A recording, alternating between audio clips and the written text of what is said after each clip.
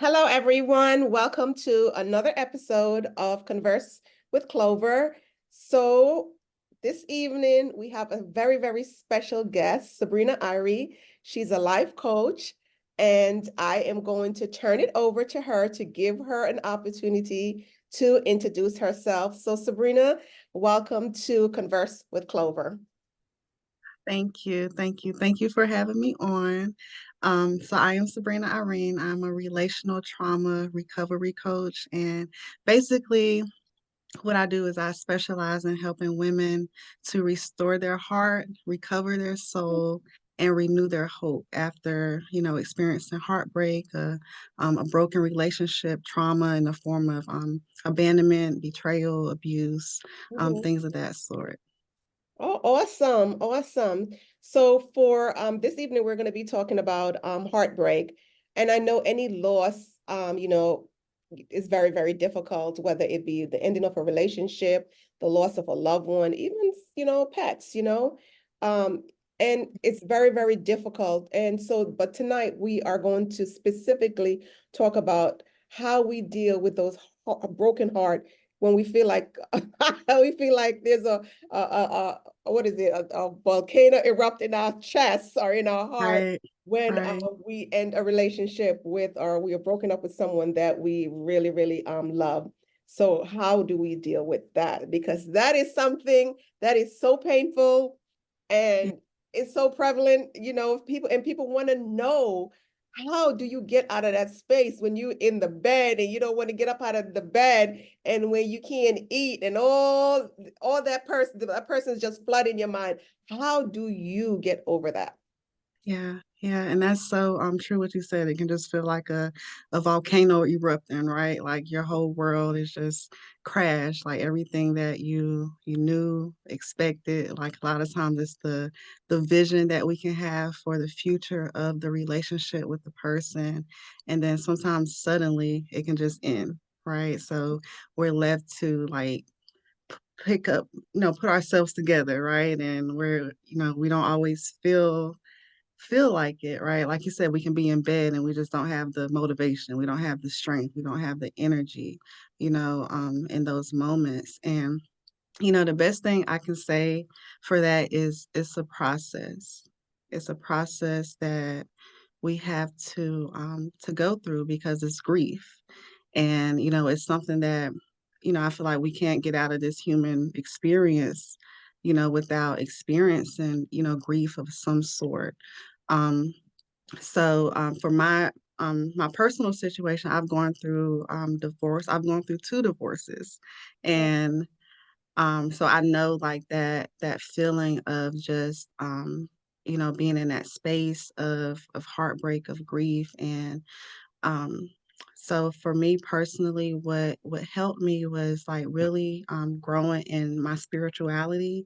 Like relationship with God has been like just my foundation for helping me to recover.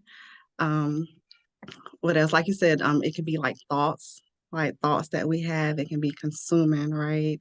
And it's so important to, when we are in that period of heartbreak, to like guard our thoughts, guard our thinking, because we are in a vulnerable space, and that's the perfect time for the enemy of our soul, right, to come in and just, feed our minds with all kinds of, Right. unhelpful thoughts and things that will, take us, further down into that spiral, right?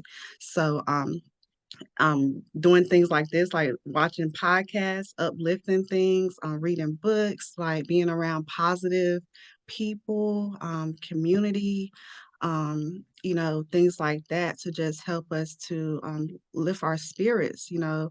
need to lift your spirit when you are in a season of grief and heartbreak. And that season is a very difficult season to be in. I have been in that season several times, right? Both been the recipient and also the person that actually Right. caused, and the heartbreak and going through it as well. So it's a really difficult place to go. And I think for me, it's not only the loss of the relationship, but also the loss of the daily contact, right? When you are, constantly on the phone or seeing the person or daily communication, and then all of a sudden that's no longer there.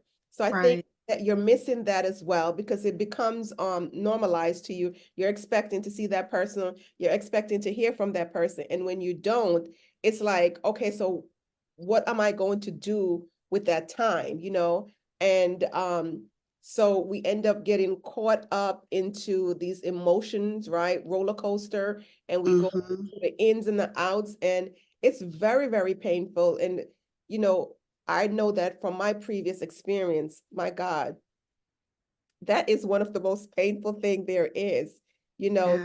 to go through that. And with that, that heartbreak also comes that jealousy that's just start, wonder if that person is with someone else. How do you deal with the additional thoughts that's coming up, along with the heartbreak that you're feeling? Right, right, and what you said is so true. Like we're so used to this one person, like being, maybe our go-to person, like the one that we want to tell about things that, Mhm. have been exciting in our day or things that was hard in our day, right? And it's like we're losing that relationship, that connection. So, Right. so it's so true, what you said. A tool that has been helpful for me and what, I encourage a lot of clients that I work with to do is journal, right? Because journaling is a way to just because we might not have another person that we feel that connected to or close with to really share these things with.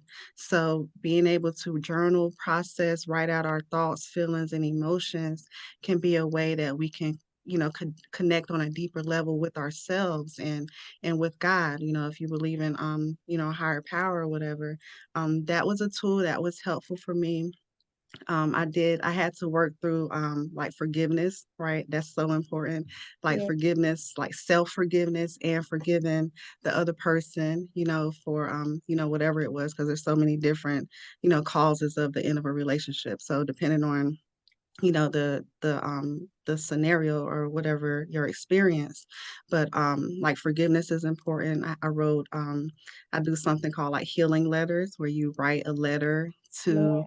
the person, and that can be a way of like you're communicating what you want to communicate and just get it out of your system so that way you're not left with these thoughts and emotions just swarming around on the inside, right? It gives you an outlet, a way to get it out if you don't have that other supportive person that you can talk to at that time.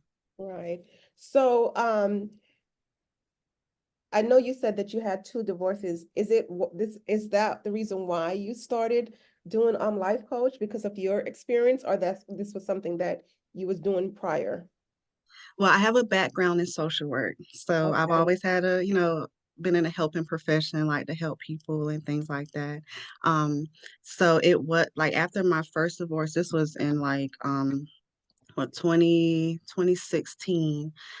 So I was younger. I was a lot younger. I didn't know a lot of, what I know now. I started actually working with a life coach in 2019, and that's when I started my own personal healing journey, just from like childhood trauma and things like that. That a lot of times we don't deal with, and it influences our relationship decisions, and we're not always choosing from the most healthy place. So I started my own personal healing journey in 2019, and after working with the coach, that's when I was like, well, this is something, I think I want to do, to help other people, through what some of, help heal and, guide to healing and through some of the things that I've experienced. But this was actually prior to my second divorce. So while I was in the process of healing and recovering, I ended up marrying again. My healing wasn't complete, which, I don't believe that is ever truly complete because we have to walk it out. We have to go through the process of healing. Oh, But so I ended up marrying again. It lasted for about a year and a half, and then I went through my second divorce, and I had to use the things that I've been working through. I had to practice what I preach, right? And, heal through that experience. Right. So I just continued from there. Okay. Well, thank you so much for your transparency and, Uh, for sharing. Sometimes when we go through a heartbreak, we try to get in other relationship with others just to numb that pain. Do you recommend something like that? No. Of Don't do that. No, of course not. Because like you said, it's like a Band-Aid. It's temporary, and a lot of times the effects, the Band-Aid is going to rip off eventually, and then we're going to be left with a bigger wound that we're going to have to heal. So definitely no, like using other people as a Band-Aid, that never works. It's a temporary. It might make you feel good for a little while, but then you're still going to be left with the things that aren't dealt with. So Right, I definitely never recommend that. right. Well, I know that in my 20s, in my 30s, in my 40s, you know, in my early 50s now, um, Really? I I thought you were had like early 40s at most. I think Hey, I went through that. Oh my God. And it was so, so painful. And sometimes, the breaking up of the relationship, I was the one that initiated it, right? But nonetheless, it still hurt, yeah, just to say, okay, well, I don't like the way that I'm being treated. I don't want this for me anymore. So I am going to remove myself from the situation. And it doesn't, even though you're the one that ends the relationship, it doesn't hurt less, because sometimes you want to pick up that phone, especially at nighttime. When, I think the hardest time to deal with a heartbreak is at night when you're yeah, laying down in that bed, and you want to just grab that phone and call that person and or text that person. But I had to, like, oh my God, work through it, work yeah, through it. And it's so difficult. It's just a difficult time. And it also led to depression. I always say that for me, if I want to lose weight, go into a relationship and then break up. Because then after I break up, I'm not eating at all, right? I don't have any appetite. And I'm like, okay, I'm gonna lose weight, I'm gonna look good, and I'm gonna go out there and you want to see what's gonna happen. And right, those are not healthy things to do, right? Because it's almost like being spiteful, or you're doing this to get back at that person, but you're really not dealing with what's going on inside or what led to that breakup. right, right. That's so true because we can just want to we want the and it depends on like so for me for my second situation my ex he actually and he broke it off. He decided that he didn't want to do it anymore, right? So I had that experience of just like wanting him to because I was still like trying to fight for it, right? Because I it Mhm. took me a little while to truly like let it go completely. So I was, trying to still fight for it. I was like trying to, make sure like I was keeping myself up, like just trying to get that attention. Like, why don't you see me? Like I'm right here. Like I'm working on myself. Like I'm working out and stuff like that. But it's like, and then I started having those thoughts that can come up like is it somebody else, is it something like that, am I not enough, like is it me, because those are some real thoughts that Right, can come up, and then we start to try and work for this attention or this desire to be seen and to be loved and to be wanted, right? And that's so hard to really deal with and work through. So it's like really, in those moments, it's so important to build up self-esteem and, realize that if someone rejects you, it doesn't mean that there's something, wrong with you. If that person can't see you can't see you, love you, and appreciate you, that doesn't mean that doesn't have to have a reflection in a negative way on your own self-esteem, right? So, I really had to work through those thoughts, emotions, and feelings that came up, and and I had to take a step back and say, you know what? No, you don't have to work for anybody to see you or love you. You know, if that person is meant to, then they will. If they don't, then that just means that this is the end of it, and really be okay with that. Right. And we oftentimes, question ourselves in saying, okay, is it me? Am I not enough when we go through situations like that? And it's not necessary that we're not enough. I always believe that we are enough, right? And so we need to take those words out of, or those languages out of, our conversation and how we look at ourselves and kind of affirm ourselves, as well. And because, yeah, sometimes we are the cause of the breakup of the relationship, but not always, and when we love someone, sometimes we don't look at their faults. We kind of point the finger at ourselves and say we are the cause of this to happen, when it's sometimes it's not about us and it's not us, Right, you know. right, So we have to find that, really come to a place in our life that we look and do a introspection and find out what led to that breakup. And I think that once we have, like concrete um things that we can say, okay, well, you know what, this may have led to that breakup, I think that will basically help the healing process as well. You think so? right. Yeah, yeah, because we have to be able to look at the bigger picture. And sometimes that's hard to do when you're actually in it and you're in your emotions and you're in your feelings, and that time it's Right. hard to Mm-hmm.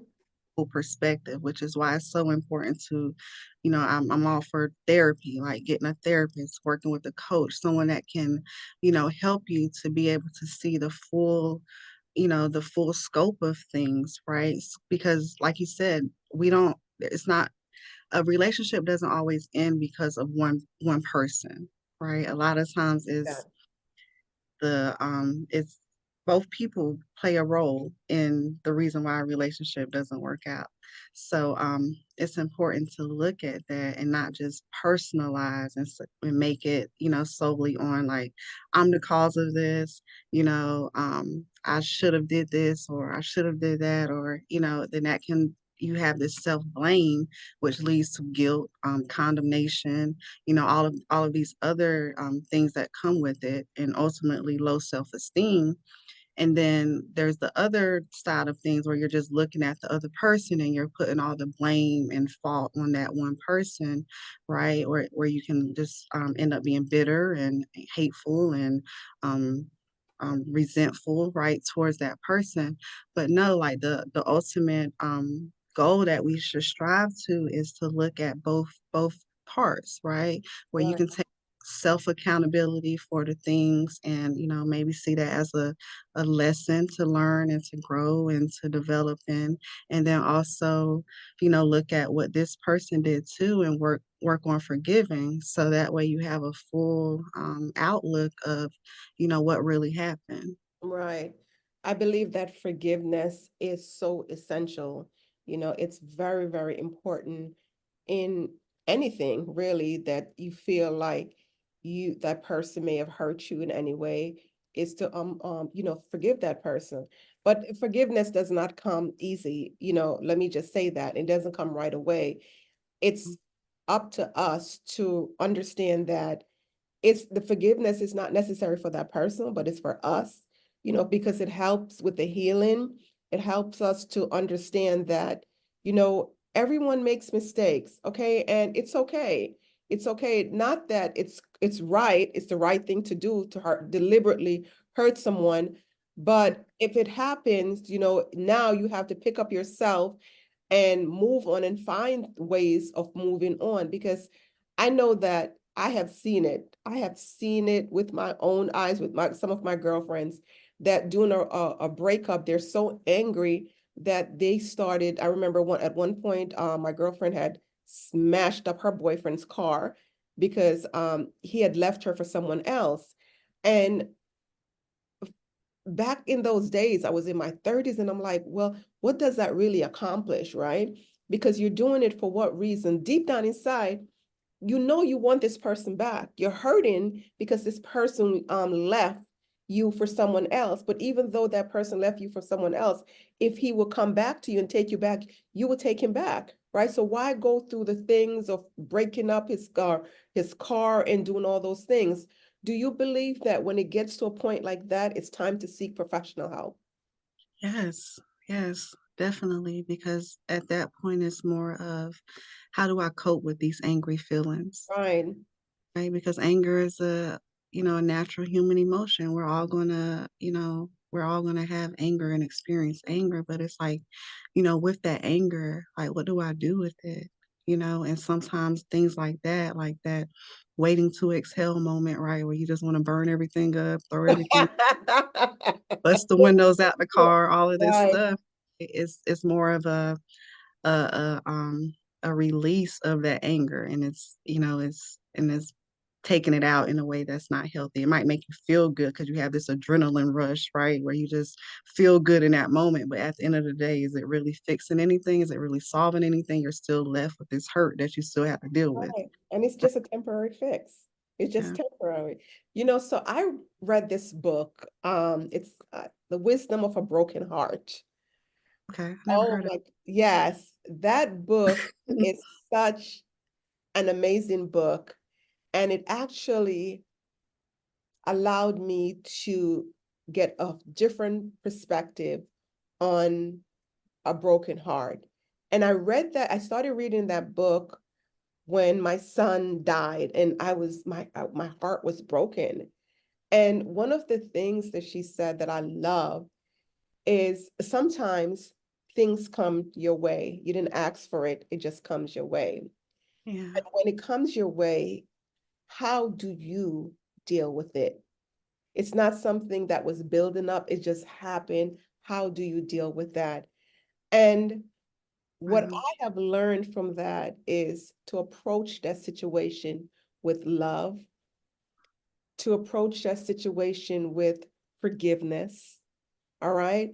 To Yeah. look at it through with a different lens, right? Ask yourself, what is it? Why? What is the lesson in this? Because when something comes your way that you're not expecting, it's always a lesson. So what is the lesson in that? So I think that many of us can incorporate those questions into a relationship that we're having or we're in, and if you see that it's leading to, I guess, to the end of it, the demise of that relationship, we can ask ourselves, what is the lesson in this? All right, or what have we done? Because we have to, as you said too, it's about accountability. We have to accept responsibility for the part that we play. I think that usually the demise, I believe, of a relationship, it doesn't just happen instantaneously.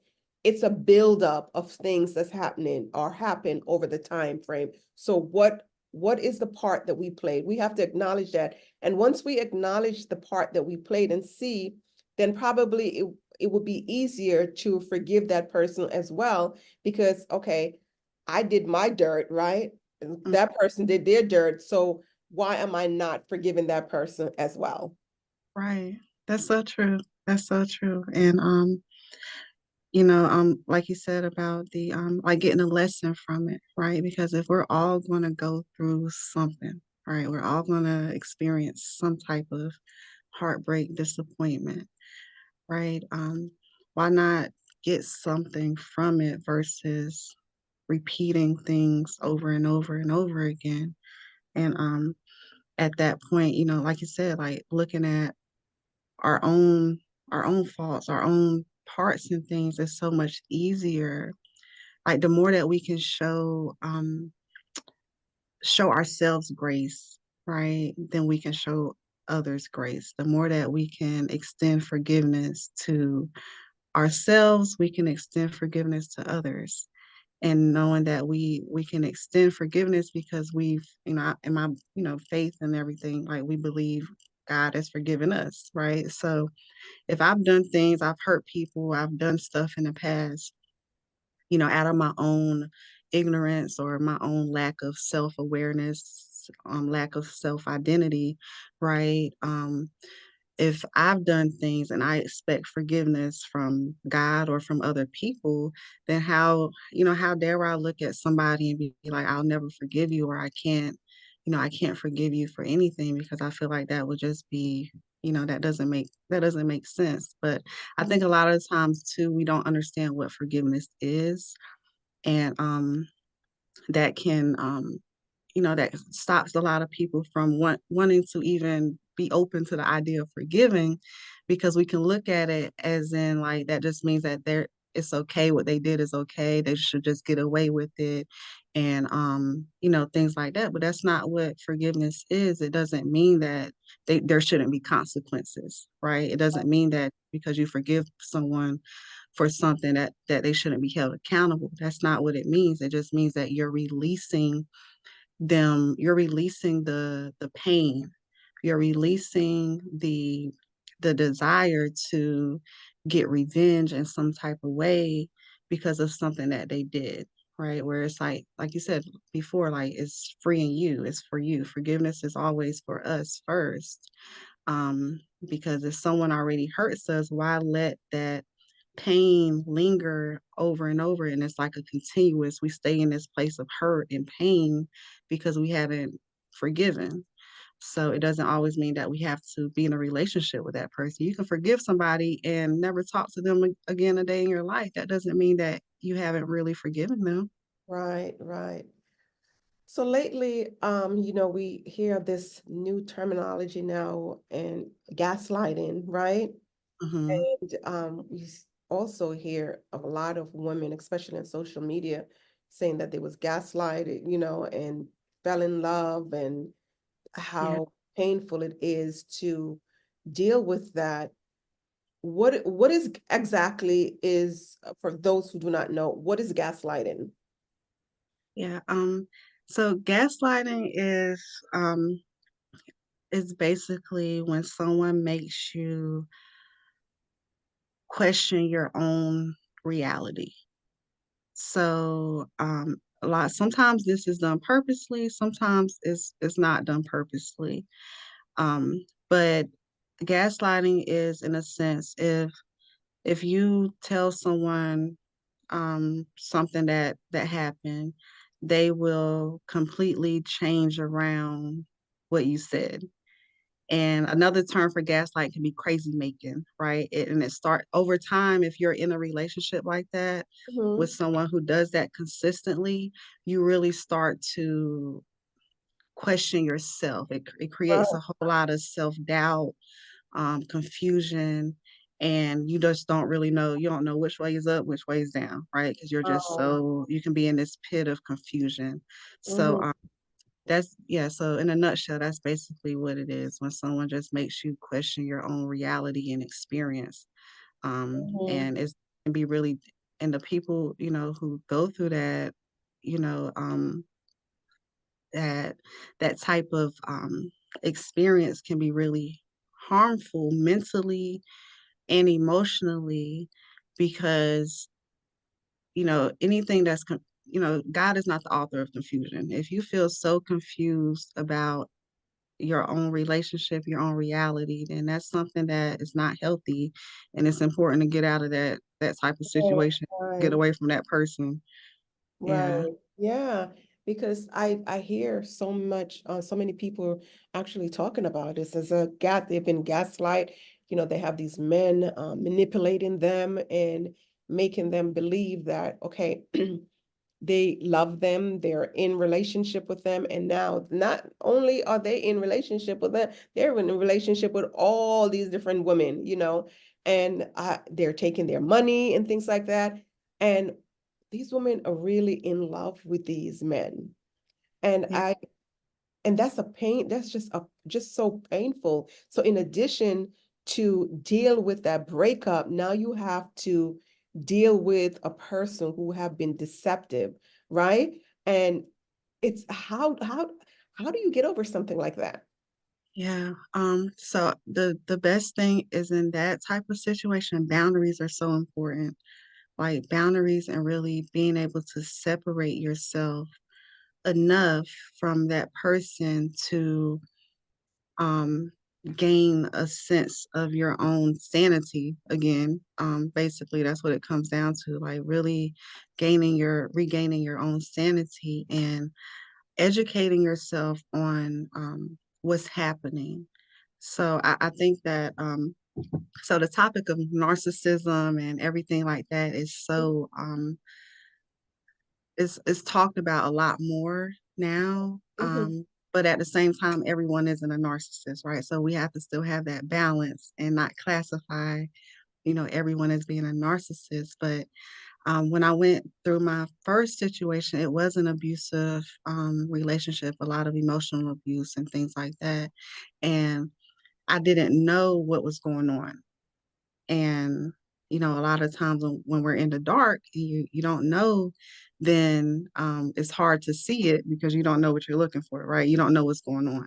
So educating yourself on what's happening and what you're experiencing is so important. Like educating yourself on these terms, gaslighting, manipulation, so that way you can recognize it. Right, And right, the key is awareness, right? Once you're aware of it, then it doesn't have that much power over you anymore because now you can see it and you can say, okay, I know what that is. That's gaslighting. I'm not crazy. You're right, the one with the problem, right? right, right. So, Well, I always tell people, I said, you know what, if you are dealing with a narcissist, right, you are basically their supplier. That's it. You're the supplier. They feed off you. You are their high, right? They love for you to put them on a pedestal. They love to do, it's hmm never anything about you. It's always about them. So when they put you in a situation, cut them off. yeah, Cut them off because that's the best thing to do. And when you cut them off, oh my God, it's very, very painful for them because now they don't have you who's supplying their needs, who's supplying their feelings, who's making them feel like they are the bomb, right? So once you cut them off, it's almost like cutting it's like gutting them, hmm and but eventually what happens now, they end up finding another supplier, right? And then they start feeding off that person, and that person started giving them everything that they need. It's just a constant thing, and it's a sickening thing, and oftentimes men and women, I'm not just going to say men and women, they're narcissists, but they don't even realize that they are, and that's the sad thing about it. So they yeah, go in and they create havoc in people's lives and just leave them feeling like, just leaving them depleted in whether it's financial depletion, emotional depletion, they just leave them depleted. And now you have these women or these men, they don't even know how to pick up the pieces because they feel so crushed. right, right. That's so true. Like that narcissistic supply, right? The best way to deal with the narcissist is to not deal with one at all. Like cut them off, cut them off completely because it's the ego thing and Yes, they're just using you to feed their own ego. And once you cut that off, like you said, they'll just get their supply from somewhere else. yes, But yes. it's important just to save yourself. Yes, yes. That is the most craziest thing. It's almost like every year it's a new trend, like a new trend in clothing, a new trend in these iPhones and things like that. It's almost like a new trend, a new word that you're hearing to describe all these different things that's going on that's leading people to commit suicide, right? Because they have been hurt by these men, or men have been hurt by these women because they go into these relationships not under with really no emotional connection, really at all, no emotional connection. So they go in and they wreak havoc in these people's lives, and it's so hard for them to move on. It's very, very difficult when you are in a relationship and you feel broken, right? But I tell people that you should not find your happiness in a person. Right. You should find your happiness within you, Yes. right? So if that person is no longer there, you can survive. You can Right. survive. But we don't know how to separate. We don't know how to be happy with ourselves, be the source. Okay, God is the source of everything. And if we have God in us, then we have the source in us, right? So we can draw from that anytime that we're weak. And the Bible says that when we are weak, he's at his strongest, right? So we need to draw from that and don't put our or don't look to find our happiness or don't look to find to be completed by someone else because no one can complete us, you know? And so we have to now understand these things and said, okay, when I'm in a relationship, right? I cannot get these things from a man. Or if a man is in a relationship with a woman, I can't get these things from a woman, right? I have to find them within myself. And that's when we become evolved. And when we become evolved, it's the best time to go into a relationship, right? Because now we have dealt with all of those nuances that's going on in our lives, and we are healthy, and we can enter a healthy relationship. And if when we're in a relationship, if we're healthy and we see signs that's not healthy, we can kind of remove ourselves from it because we can identify that. Yes, that's so true because there's always signs. Yeah, There's always signs in the beginning, leading up before it gets to that point of just where you just feel like you're just completely broken by the relationship. And but a lot of times we don't like, going into something, we can, have our what is it, rose-colored glasses, right? Where we don't see a lot of things, or the things that we do see, we ignore it, right? Because we're so infatuated, right, by this person. But that if the infatuation definitely wears off, and then, you know, um, we're still left at the end of the day with ourselves. And so we still have right, to deal with things. So like you said, God is our source. God is our source. And, we should be secure first with ourselves and with God before, being in a relationship with anyone else, so that we're not putting that person in that space of being our source, you right, know, because they're not, and they can never be, because they're human just like we are. right, right. So, do you think that when you are dealing with a broken heart, do you think that there's a time frame that you should wait before you get involved with someone else? Time frame. No, I don't think it's a time frame. I think it's really individual, Mm, based off of, because someone that was in a relationship for 20 years and is dealing with a broken heart versus someone that was in a relationship for 2 or 5 years, that healing process, is completely different. So I wouldn't say there's a time frame. It's just individual and based off of the healing that you are doing. And when you feel like you're at that point where you can separate yourself from a situation that is unhealthy, right? If you feel like you're at a point where you can love yourself enough to know how to separate yourself and recognize red flags, and then I think that, you're at a point where you can say, okay, I'm healthy enough to be able to date again, and, tread, tread slowly. All right. Not being so quick to jump all in and make this mhm. person, yes, this is it. Right. But take Right. your time to really get to know someone's character, Say that again. Say that again. their character. Like, is this person saying, is their words and their actions, aligning, or are they just, talking a whole lot, but they're not really following through? Really have your non-negotiables in place, so you know what you're going to put up with and what you're not, and then, have fun with it, right? I think dating should be a fun experience. It shouldn't be, all like serious. You don't go on dates to just interrogate someone and, but like enjoy it. And yeah. I think that's me. I interrogate. I want to know everything. I'm asking every question. I do it, look, I do it too, but I do it in a way where it's You're very soft gentle. with it, right? Yeah, like tell me about your childhood.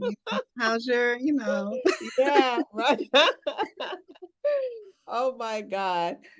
So another question, because I see that happening also in my previous experiences.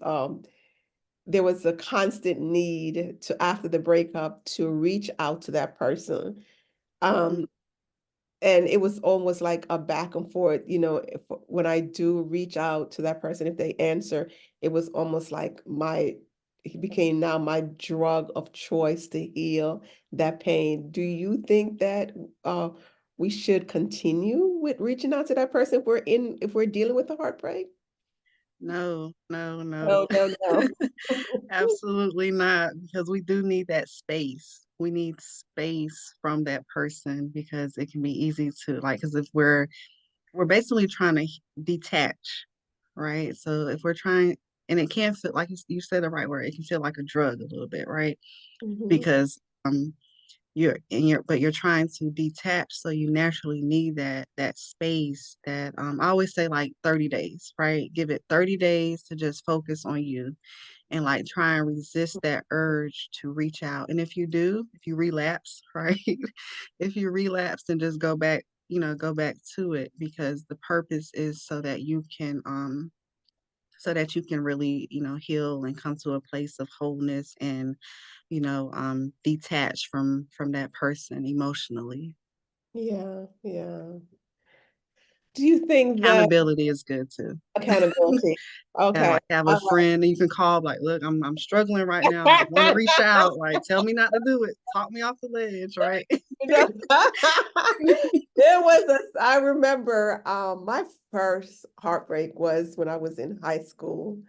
And at that time, there was this song. It says this song, if you think you're lonely now, girl, wait until tonight.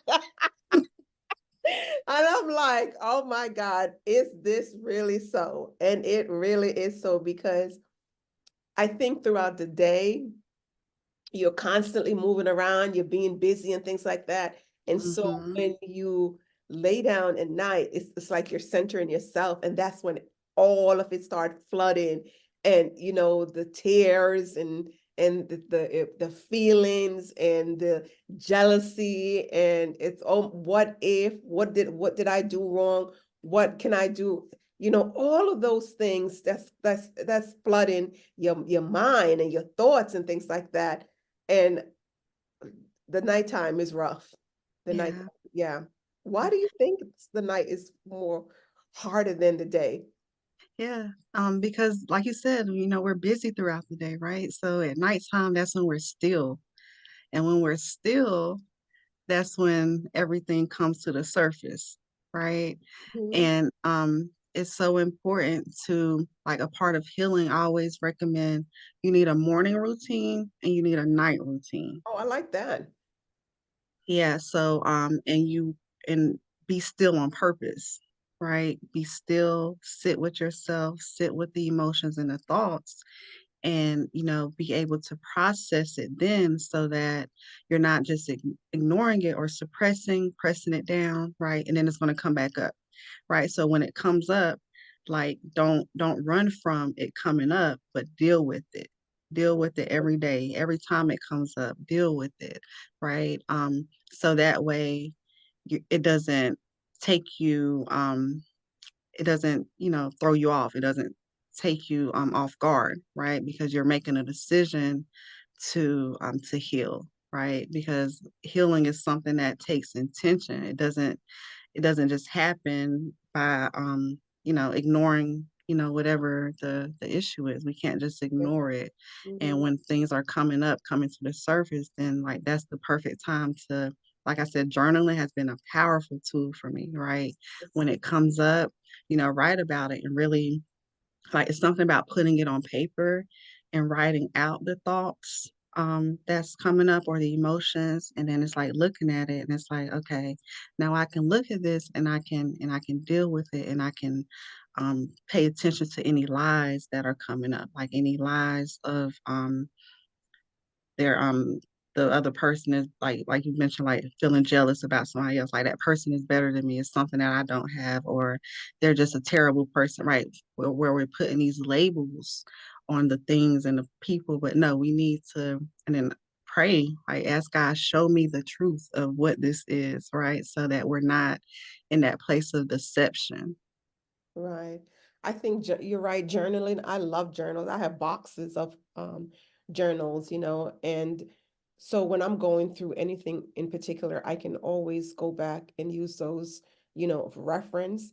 And it's also good when you're going through a process to start journaling about that process because Hmm. then you see your growth, right? You see, and also you see when you had a difficult time, what did you do in that moment, when you were dealing with that difficult time, and you can go back and reflect and use those same things, right? Those same principles that you use, you can use them again. It's not that they have an expiration date on them, which go back and use them again, and that helps. So I strongly believe it's good to write down your thoughts, write down your feelings, and it also gives you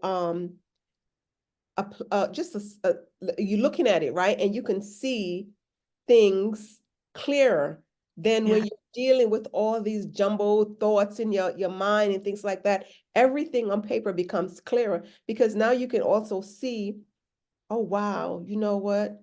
There were really red flags before that I didn't see, you know, yeah, and wow, this person said this about me, but I'm not that type of person, or this person said this about me. Am I really that type of person? And just start looking through it, going over it, and it helps you to now be soft with yourself, yes, right? Instead of being hard on yourself, it allows you to be soft because you're seeing that pain.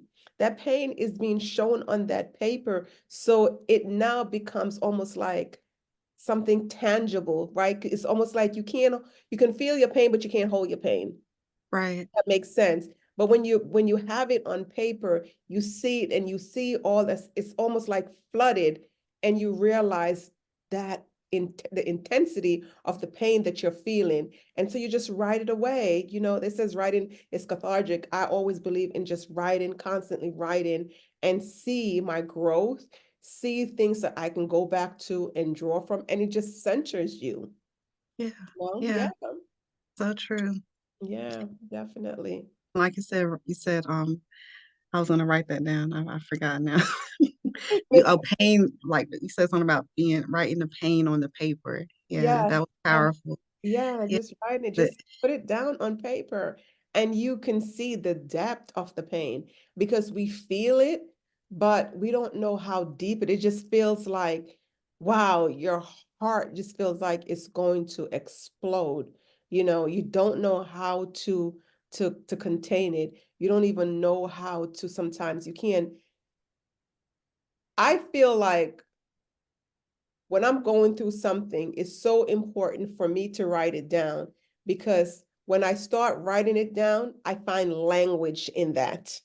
yeah, I yeah, find language. There's certain things that you're feeling, but you don't have the language for it. But when you write it down, you find the language for it that to actually say, wow, this is what I am feeling. right, This right. is what I am feeling. And I love that. And it reminds me of, I remember when in the Bible when Adam and Eve was naked and how God clothed them, right? It's for me when I am going through a difficult time and I cannot even verbalize it and I write it down, it's I think back how God had clothed Adam and Eve, and I said, God is clothing me with language to actually write what it is that I'm feeling, and I can always utilize it later on when I need it. And it also just gives me just a loving space to say, wow, I'm not alone. I feel like I'm alone in this, right? But I'm not alone because God is with me, my thoughts, all of these things. He knows exactly what it is that I'm feeling, because sometimes we feel lonely with our thoughts because we can't share. We are too embarrassed to share it. We're too embarrassed to tell someone, okay, this guy did this to me, or this our girl did this to me, right? So when we can write it down, it's almost like we are putting it out there, and the journal becomes our secret keeper, right? But we don't have to keep it inside. We're releasing it. And like you said, I love just writing things also like a letter, and then just writing it with a, like, a pen, and just rip it up and just put it in some water and just watch the words on the paper, the ink just dissipate. I love that. And I said, wow, eventually all of this pain that I'm feeling, just like the ink dissipate in this water, all that I'm feeling is going to dissipate as well.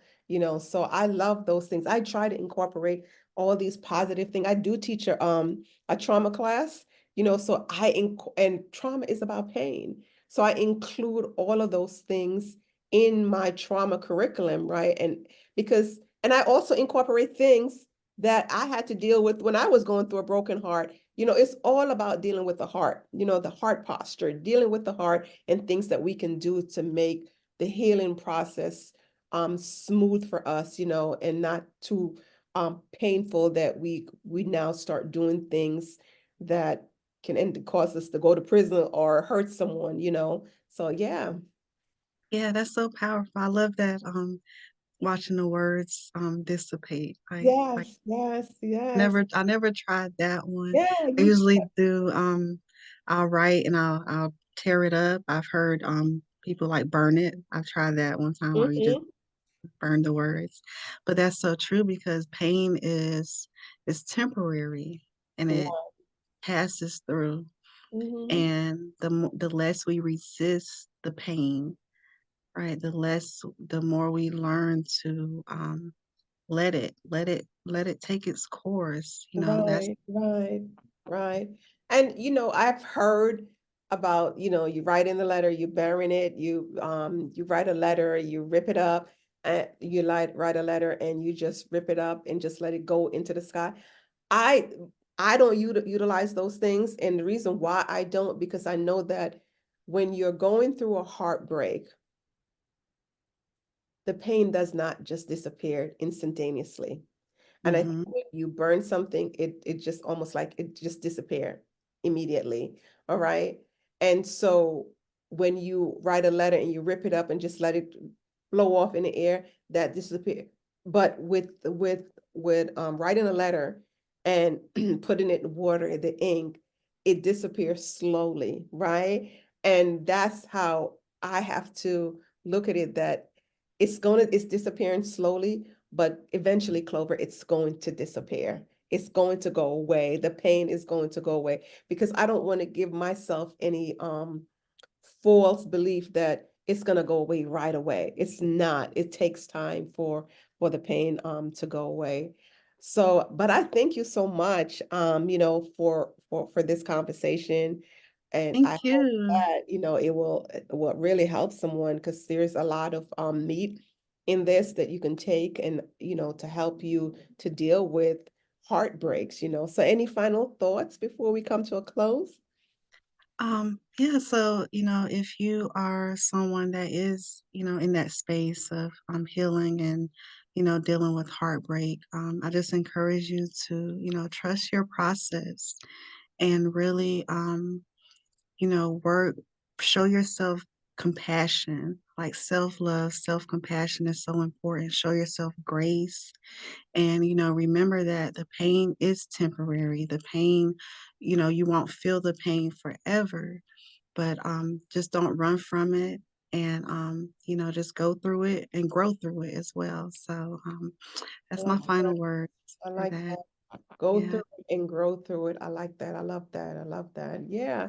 So for anyone that dealing with a heartbreak, like Sabrina says, it takes time. It's a process. Center yourself, love on yourself. Take this time to nurture yourself. Oftentimes we are so busy, whether it's with our children, whether it's work, just being a wife, just being a mom, and we as women, we wear so many different hats, so we never have the time to take care of ourselves. So when you go through a situation like this, take a bubble bath, start drinking a nice little glass of wine, love on yourself. It's so important to love on yourself. Don't blame yourself, be soft to yourself, and just take the time and incorporate journaling. It's very, very important because that's where you see your growth. You can always go back later on, and when you are completely healing, you go back, you're like, wow, did I really go through all that? But then you will see the journey, and how you have, made it through the journey, is as difficult as it was, So if you ever have to go through it again, these are things that is memorialized, and you can always carry them with you through the healing process. So thank you so much. What I will do is, Sabrina, I will also put it in the link, but please tell, the audience how they can get in contact with you should they need to reach out to you to help them as well. Yeah, sure. I'm on Instagram. I'm at Sabrina Irene on Instagram. I'm on Facebook. Um, I am Sabrina Irene Coaching on Facebook. My email is hello@sabrinairene.com. And my website is under construction, so I don't have one yet. But yeah, so that's how you can reach out to me. Okay, thank you so much. I have been Over. following you on Instagram. I know you have some amazing um videos, just the work that you do is amazing, helping these women to get over a plethora of relationship issues. So I thank you so much for being a guest and for conversing with Clover. Thank Thank you you. for having me. You're welcome. You're welcome. You're welcome.